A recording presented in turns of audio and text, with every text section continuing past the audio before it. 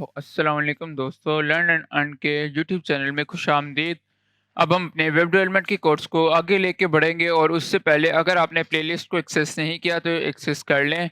तो ये प्लेलिस्ट आपके फ़ायदे के लिए बनाई जाती है। इसमें मैंने जावास्क्रिप्ट, एचटीएमएल और गट्स के वेब डेवलपमेंट के सारे कोर्सेज़ की एक-एक वीडियो बनाई है।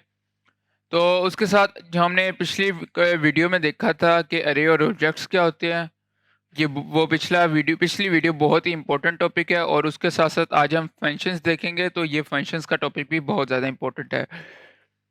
तो फंक्शंस बेसिकली क्या होते हैं, और उससे पहले मैंने हमारी फ़ाइल क्रिएट कर ली और उसके अंदर बॉयलरप्लेट लगा के डमी टेक्स्ट एंटर कर दिया। तो हम देखते हैं फंक्शंस क्या होते हैं। फंक्शंस बेसिकली आपका एक पीस ऑफ कोड होता है जो आप बार-बार रिपीट कर रहे होते हैं। लाइक अगर मैं कहीं पे पीस ऑफ कोड लिखता हूँ और मैं उसको 4-5 जगह बार-बार रिपीट करता हूँ, तो ये वो हमारे कोड को बहुत बड़ा कर देता है, बहुत ज़्यादा टाइम कंज्यूमिंग हो जाता है। गर्ज़ ये कि वो हमारे लिए बहुत सी मुश्किलात पैदा करता है। उसका आसान सॉल्यूशन क्या है? उसका आसान सॉल्यूशन हम एक फ़ंक्शन क्रिएट कर लेते हैं कि हम उस सारे कोड को एक दफ़ा लिख लेते हैं। उसके बाद जहाँ-जहाँ पे उस कोड की ज़रूरत होती है, हम वहाँ पे एक लाइन का सिर्फ़ कोड लिखते हैं, तो वो फ़ंक्शन कॉल हो जाता है। हम सिर्फ उस जगह जहाँ-जहाँ पे ज़रूरत होती है, वहाँ पे उस फ़ंक्शन को कॉल करते हैं। तो ये हमारा बहुत ज़्यादा टाइम बचा लेता है। उसके साथ-साथ ये हमारे कोड की लेंथ भी कम करता है और कोड को मेसी भी नहीं होने देता। तो ये तो हमारे फ़ंक्शंस के कुछ फ़ायदे हो गए।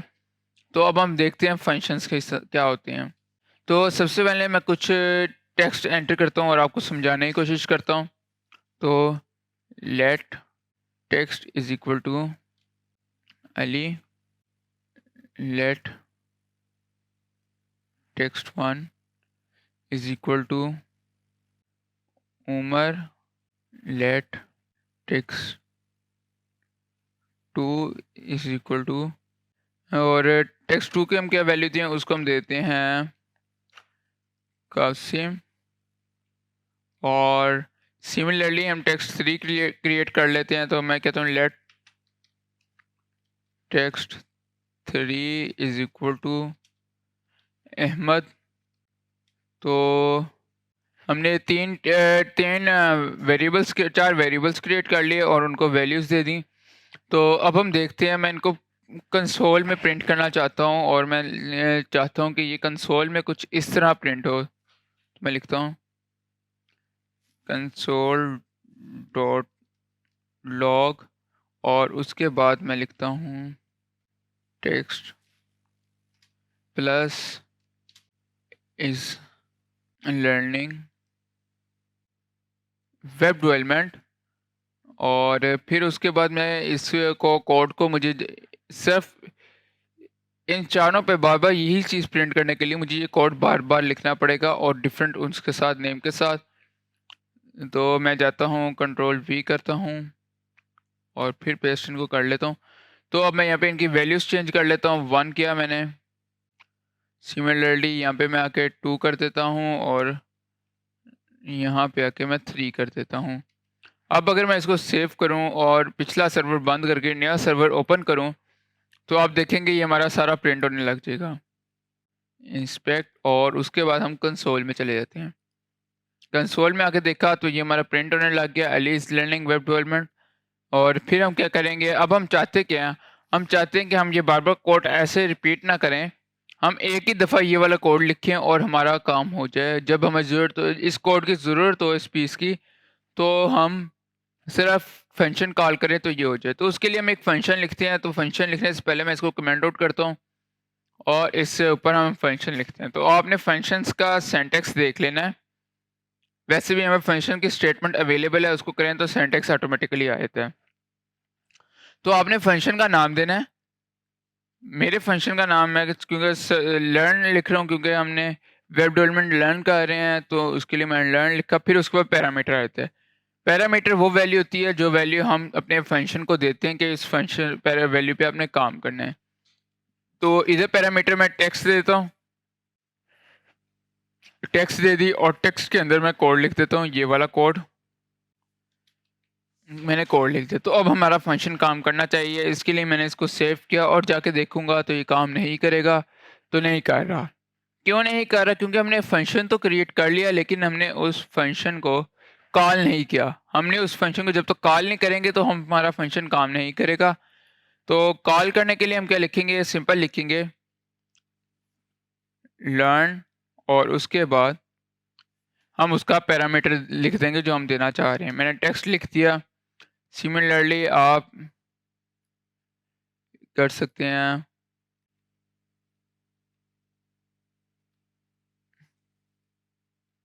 और टेक्स्ट 1 कर सकते हैं, टेक्स्ट 2 कर सकते हैं, टेक्स्ट 3 कर सकते हैं। अब अगर मैं इसको सेव करूँगा तो हमारे फंक्शंस कॉल करेंगे। तो देखिए हमारे फंक्शंस कॉल कर रहे हैं। तो ये हमने अपने फंक्शन बनाए और हमने उन फंक्शंस को कॉल भी किए कर लिया। तो ये तो हमारे फंक्शंस हो गए। हमने देखा फंक्शंस कैसे क्रिएट करते हैं, फंक्शंस का सिंटैक्स क्या होता है और उनको कॉल कैसे करते हैं। तो ये हो गया। तो सेमीकोलन रिकमेंडेड है, डाल लें तो अच्छी अच्छी प्रैक्टिस होती है सेमीकोलन डालना, तो डाल लेते हैं हम। और उसके बाद हम क्या देखते हैं? अब ये तो हमारा एक से पैरामीटर वाला फंक्शन हो गया। तो हम 2-3 जितने पैरामीटर्स के साथ फंक्शंस क्रिएट करना चाहे हम कर सकते हैं। तो हम कैसे करेंगे वो भी हम देख लेते हैं। तो हम इधर आए थे, हम सेकंड पैरामीटर में क्या लिखेंगे? फॉर एग्जांपल मैं चाहता हूँ इसके ऊपर लिखा हुआ है, क्या लिखा हुआ हमारे फंक्शन में है जब भी कॉल हो, लिखा हुआ है कंसोल डॉट लॉग, और उसके ऊपर हेलो इंस्ट्रक्टर लिखा हुआ है। तो मैं इसके अंदर जाता हूँ और इसके अंदर लिख लेता हूँ ग्रीट, लिख लेता हूँ। ग्रीट नाम का हम एक फंक्शन क्रिएट करेंगे। तो उससे पहले हम यहाँ पे कर लेते हैं, इसको डिक्लेयर कर देते हैं। तो मैं कहता हूँ let great is equal to, और उसकी जगह में लिख देता हूँ हेलो इंस्ट्रक्टर। हेलो इंस्ट्रक्टर मैंने लिख दिया, और हेलो इंस्ट्रक्टर के बाद मैं यहाँ पे आता हूँ और मैं लिख देता हूँ ग्रेट। तो अब हम देखते हैं आएगा कि नहीं आएगा। तो उसके लिए हम क्या करेंगे? हम जहाँ पे जाते हैं तो इसको लाने के लिए हम यहाँ पे ग्रेट का पैरामीटर भी यूज़ कर लेते हैं। सेमीकोलन डाला और आपने लिखा ग्रेट, और इसको कॉपी आप लिख लेंगे और उसके बाद आपने हर किसी में इसको एंटर कर देना, क्योंकि सेम वैल्यू हम देना चाह रहे हैं। तो हम यहाँ पे भी एंटर कर देते हैं। तो आपने ना यहाँ पे पैरामीटर दे देना है इसका। तो लर्न टेक्स्ट, टेक्स्ट के साथ आप आए और आपने यहाँ पे ग्रीट का पैरामीटर दे दिया। ग्रीट का आपने पैरामीटर दिया। अब हम इसको सेव करेंगे। तो सेव करके देखते हैं। तो देखिए हमारा ये आ गया हेलो इंस्ट्रक्टर। तो उसके बाद हम वापस जाते हैं और जाके अब हम क्या करेंगे? अब मैं करता हूँ, अब मैं यहाँ पे ना ग्रीट को एक वैल्यू दे देता हूँ। ग्रीट को मैंने वैल्यू दे दी, और वैल्यू में मैं क्या करूँगा? वैल्यू में मैं लिख दूंगा लाइक हेलो, और इसको सेव करता हूँ। सेव करके हम देखते हैं। तो देखिए अभी तक स्टिल हेलो इंस्ट्रक्टर आ रहा है, हेलो क्यों नहीं आ रहा? तो हेलो ना आने की वजह क्या है? वो ये है कि ये हमने हेलो की वैल्यू जो मर्जी हम दे दें, लेकिन ग्रीट में वही चीज़ आएगी जो हमने पीछे इसको असाइन की हुई है। यहाँ पे हेलो इंस्ट्रक्टर दी है तो हेलो इंस्ट्रक्टर ही आएगी। लेकिन by the way, by chance यहाँ पे मैं ग्रीट नहीं लगाता, तो अब ग्रीट क्या अब इस जगह पे क्या आएगा? अब यहाँ पे ग्रीट की ये वाली वैल्यू आ जाएगी। इसको मैं सेव करता हूँ। अब हम देखते हैं। तो आप देखिए यहाँ पे हेलो आ गया, हेलो इंस्ट्रक्टर नहीं आया। तो ये हमारी इस तरह हम ग्रेड की वैल्यू असाइन करके यूज़ कर सकते हैं। उसके साथ साथ मैं आपको बताऊँ, लाजमी नहीं है कि आपने लोग काफ़ी कंफ्यूज हो रहे होंगे कि यहाँ पे मैंने टेक्स्ट दिया है, यहाँ पे टेक्स्ट 1 दिया, यहाँ पे टेक्स्ट 2 दिया, यहाँ पे टेक्स्ट 3 दिया, तो वो सारा कुछ टेक्स्ट के अंदर कैसे आ रहा है? तो बात ये, आपने जो मर्जी यहाँ पे पैरामीटर दिए हैं, जो मर्जी यहाँ पे दिया है, इस जगह पे मैं टेक्स्ट की बजाय सिंपल लिख देता हूँ, नेम लिख दूँ अगर, तो आप देखें फिर भी ये वर्क करेगा। मैं इसको सेव करता हूँ और जाता हूँ। देखिए अभी नहीं कर रहा, क्या बात है? नेम लिखा, ओ हाँ, क्यों वर्क क्यों नहीं कह रहा था? तो वहाँ पे हमने, यहाँ पे भी हमें चेंज करना पड़ेगा, जो टेक्स्ट की जगह नेम करना पड़ेगा, नहीं तो यहाँ से वैल्यू उठा के लेके जा रहा है। तो हम यहाँ पे टेक्स्ट की जगह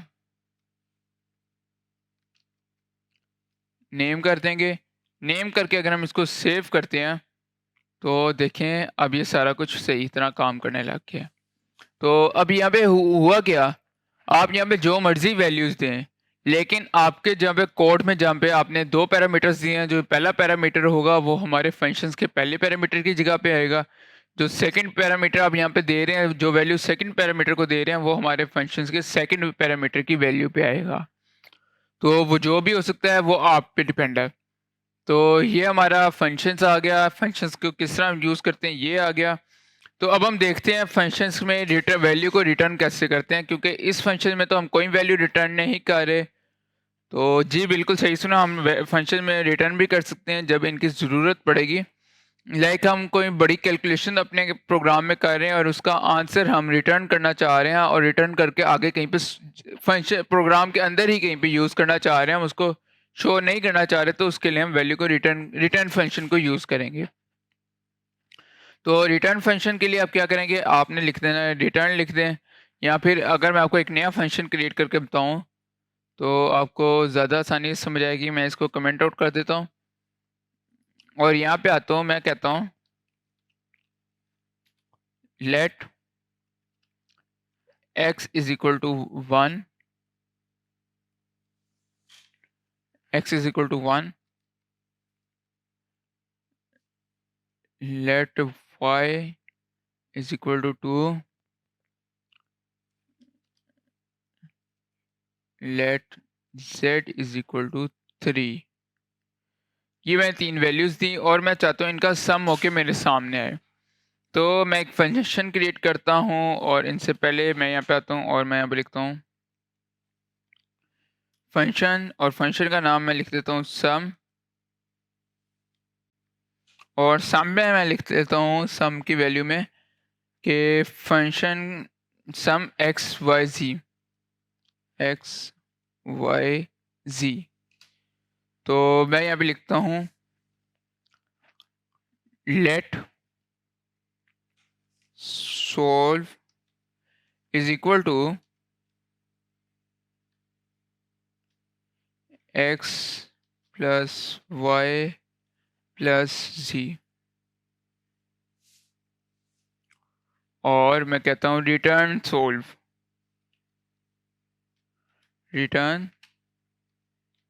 सोल्व, और उसके बाद फंक्शन ख़त्म कर देता हूँ। सेव करूँगा, सेव करके मैं अपने ब्राउज़र पे जाता हूँ तो कुछ भी नहीं आया। क्यों नहीं आया? क्योंकि हमने फंक्शन को कॉल ही नहीं किया। तो हम यहाँ पे आके फंक्शन को कॉल करते हैं। मैं लिखता हूँ सोल्व इज इक्वल टू, मैं यहाँ पे बल्कि आपको एक और बात बताता हूँ, लिखता हूँ लेट सोल्व और इज इक्वल टू सम, ये मैं सम एक्स वाई जी लिख के इसको कॉल कर रहा हूँ फंक्शन को। तो मैं लिखता हूँ सम एक्स वाई जी और मैं इसको सेव कर लेता हूँ।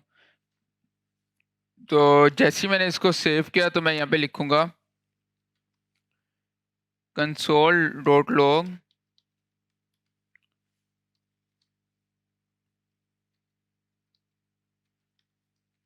सेव करता हूँ। सेव करके ब्राउज़र में जाके देखते हैं तो देखिए 6 आ गया। तो 6 कैसे आया हम देखते हैं, 1 + 2 + 3 6 आ गया। तो अब यहाँ पे हमने देखा, हमने यहाँ पे इसके लेट सोल्व को यूज़ किया, उसके बाद यहाँ पे भी लेट सोल्व को सोल्व एक सेम वेरिएबल हमने दो जगह डिक्लेयर किया, एक जगह हमने फंक्शन में किया है, एक जगह हमने ग्लोबल किया। तो अब यहाँ पे क्या फ़र्क आता है, यहाँ पे ये चीज़ आती है कि जो हमारा सोल्व है ना, ये एक जो फंक्शन के अंदर है ये लोकल वेरिएबल है, इसका स्कोप फंक्शन के बाहर नहीं, बिल्कुल भी नहीं है। लेकिन जो हमारा ये वाला सोल्व है ये ग्लोबल है, ये इसका स्कोप पूरे फंक्शन में है। तो अगर मैं इसमें आपको सोल्व कर दूं, इसको सेव करें तो तभी हमारा फंक्शन सही काम करेगा। तो यहाँ पे आपको ग्लोबल और लोकल वेरिएबल्स की पहचान चल गई होगी क्यों हम रिटर्न को यूज़ करते हैं। तो उसके और रिटर्न कह रहा हूँ लेट को यूज़ करते हैं क्यों हम, तो लेट को यूज़ करने का पर्पस भी आपको समझ आ गई होगी। तो ये हमारा फंक्शन आ गया हो गया। तो इसमें फंक्शंस में हम एक आधी चीज़ और देख लेते हैं। लाइक अगर आप फंक्शन में सोल्व के बाद कुछ लिखते हैं, मैं फंक्शन में सोल्व के बाद लिखता हूँ कंसोल डॉट लॉग, और इसकी जगह में कुछ भी एंटर कर देता हूँ। इसको सेव करता हूँ तो आप देखें मैंने इसको सेव किया और इधर है, तो ये यहाँ पे स्क्रीन में आपको शो नहीं हुआ। क्यों नहीं हुआ? क्योंकि जैसे ही आपका फंक्शन चलता है और वो रिटर्न तक आता है, तो रिटर्न होने के बाद आपका जो जो भी वैल्यू होती है वो शो नहीं होती। वो वैल्यू आपकी प्रोग्राम वो डिबग ही नहीं करता, उसको पढ़ता ही नहीं है वो क्या वैल्यू। तो इसके रिटर्न के बाद लिखने की वैल्यू लिखने के बाद का कोई बेनिफिट नहीं होता, इसको आपका प्रोग्राम देखता तक नहीं है। तो ये हमारे फंक्शंस की कुछ प्रॉपर्टीज़ थी, फंक्शंस था। और फंक्शंस के बारे में आपको कुछ भी और भी बात बता दूं कि फंक्शन में आपने सिर्फ नेसेसरी आइटम्स भेजनी है, हर चीज़ को फंक्शन में नहीं भेज देना। जिसकी ज़रूरत होगी फंक्शन के अंदर सिर्फ उसको पैरामीटर भेजना है, उसका पैरामीटर भेजना है। तो आपने एक काम के लिए एक फंक्शन क्रिएट करना है, ये नहीं करना 2 से 3 कामों के लिए एक फंक्शन क्रिएट कर लें। हर काम के लिए आपने अलग-अलग फंक्शंस क्रिएट करने हैं और आपका फंक्शन ईज़ी टू रीड होना चाहिए। तो उम्मीद करता हूँ आपको फंक्शंस की समझ आई होगी। तो आज के लिए इतना ही, मिलते हैं अगली क्लास में। खुदा हाफिज़।